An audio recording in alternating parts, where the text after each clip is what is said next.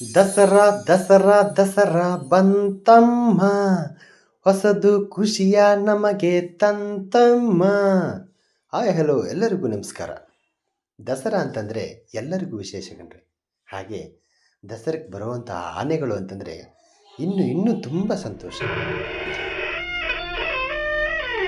ನವರಾತ್ರಿಗಳು ಕಳೆದು 10ನೇ ದಿನ ನಡೆಯುವಂತಹ ಜಂಬೂ ಸವಾರಿ ವಿಶ್ವವಿಖ್ಯಾತಿ ಪ್ರಸಿದ್ಧಿಯನ್ನು ಪಡೆದಿದೆ.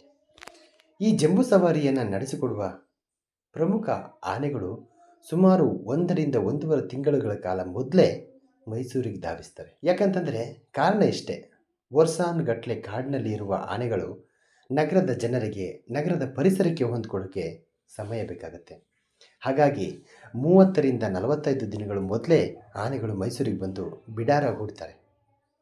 ಅಂಥ ಸಂದರ್ಭದಲ್ಲಿ ಪ್ರತಿದಿನ ಬೆಳಗ್ಗೆ ಮತ್ತು ಸಂಜೆ ಅರಮನೆಯಿಂದ ಬನ್ನಿಮಂಟಪದವರೆಗೆ ಸುಮಾರು 6 ಕಿಲೋಮೀಟರ್ಗಳ ಕಾಲ ಮೆರವಣಿಗೆ ಹೋಗೋದ್ರ ಮುಖಾಂತರ ಅಭ್ಯಾಸವನ್ನು ಮಾಡ್ತಾರೆ. ಅಂಥ ಸಂದರ್ಭದಲ್ಲಿ ಇದೊಂದು ಮಿನಿ ದಸರಾನ ಅಣಿಸೋ ಹಾಗೆ ಜನ ಸೇರ್ತಾರೆ ಕಣ್ರಿ. ಅದೇ ಸಮಯದಲ್ಲಿ ತೆಗೆದಿರುವಂತಹ ಒಂದು ಸಣ್ಣ ಕಿರುಚಿತ್ರ, ಇದನ್ನು ನಾನು ನಿಮ್ಮ ಮುಂದೆ ತರ್ತಾ ಇದ್ದೀನಿ. ಮೈಸೂರು ದಸರಾ ಎಂದಾಕ್ಷಣ ಅರ್ಜುನನನ್ನು ನಾವು ಯಾವತ್ತೂ ಮರೆಯೋಕ್ಕಾಗಲ್ಲ. ವಿಶ್ವವಿಖ್ಯಾತಿ ಮೈಸೂರು ದಸರಾ ಜಂಬೂ ಸವಾರಿಯಲ್ಲಿ ಸತತ 8 ಬಾರಿ ಜಂಬೂ ಸವಾರಿ ಕಾರ್ಯವನ್ನು ಯಶಸ್ವಿಗೊಳಿಸಿದಂತಹ ಕೀರ್ತಿ ಅರ್ಜುನನಿಗಿದೆ. ಆದರೆ ಒಂದು ಕಾಡಾನೆಯ ಕಾರ್ಯಾಚರಣೆಯಲ್ಲಿ ಪಾಲ್ಗೊಂಡಂತಹ ಸಂದರ್ಭದಲ್ಲಿ ಅರ್ಜುನ ನಮ್ಮನ್ನೆಲ್ಲ ಅಗಲಿದ್ದಾನೆ. ಆದರೆ ದೈಹಿಕವಾಗಿ ಅರ್ಜುನ ನಮ್ಮನ್ನೆಲ್ಲ ಬಿಟ್ಟೋಗಿದ್ರೂ ಸಹ ಲಕ್ಷಾಂತರ ಕೋಟ್ಯಾಂತರ ಮನಸ್ಸುಗಳಲ್ಲಿ ಅವನು ನೆಲೆಯೂರಿದ್ದಾನೆ. ಇಂತಹ ಸಂದರ್ಭದಲ್ಲಿ ಅವನನ್ನು ನೆನೆಸ್ಕೊಳ್ತಾ ವಿಶ್ವವಿಖ್ಯಾತಿ ಮೈಸೂರು ದಸರಾದಲ್ಲಿ ಪಾಲ್ಗೊಳ್ಳುವಂತಹ ಪ್ರಮುಖ ಆನೆಗಳಲ್ಲಿ ಧನಂಜಯ ಕ್ಯಾಪ್ಟನ್ ಆಗಿ ಮುಂದುವರಿತಾ ಇದ್ದೇನೆ. ಹಾಗೆ ಕಂಜನ್, ಏಕಲವ್ಯ, ಪ್ರಶಾಂತ, ಭೀಮ, ಮಹೇಂದ್ರ, ಕಾವೇರಿ, ಸುಗ್ರೀವ, ಲಕ್ಷ್ಮಿ, ಗೋಪಿ ಹೀಗೆ ಸುಮಾರು 10 ಆನೆಗಳು ಈ ಬಾರಿಯ ದಸರಾ ಕಾರ್ಯಕ್ರಮದಲ್ಲಿ ಪಾಲ್ಗೊಂಡಿದ್ದವು.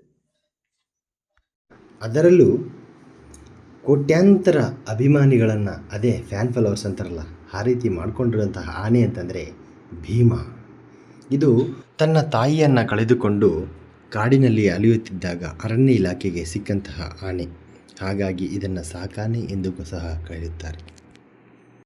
ಅರ್ಜುನನ ನಂತರ ಅತ್ಯಂತ ಬಲಾಢ್ಯ ಮತ್ತು ಶಕ್ತಿಶಾಲಿಯ ಆನೆ ಎಂದು ಗುರುತಿಸಿಕೊಂಡಿದ್ದಂತಹ ಭೀಮ 2025ರಲ್ಲಿ ಅಭಿಮನ್ಯುವಿನಿಗಿಂತಲೂ ಸಹ ಅಧಿಕ ತೂಕವನ್ನು ಹೆಚ್ಚಿಸಿಕೊಂಡಿದ್ದ ಹಾಗೂ ವಿಶ್ವವಿಖ್ಯಾತಿ ಮೈಸೂರು ದಸರಾದಲ್ಲಿ ಅತ್ಯಂತ ಜನಪ್ರಿಯತೆಯನ್ನು ಗಳಿಸಿಕೊಂಡಿದ್ದಾನೆ. ಮುಂದಿನ ವರ್ಷ ನೀವು ಸಹ ಭೀಮನನ್ನು ನೋಡಲಿಕ್ಕೆ ಬರುವರಿದ್ದೀರಾ? ಕಮೆಂಟ್ ಮಾಡಿ. ಈ ವಿಡಿಯೋ ಇಷ್ಟ ಆಗಿದೆ ಸಬ್ಸ್ಕ್ರೈಬ್ ಮಾಡಿ ಹಾಗೂ ಫಾಲೋ ಮಾಡೋದನ್ನ ಮರಿಬೇಡಿ. ಎಲ್ಲರಿಗೂ ನಮಸ್ಕಾರ, ಧನ್ಯವಾದಗಳು.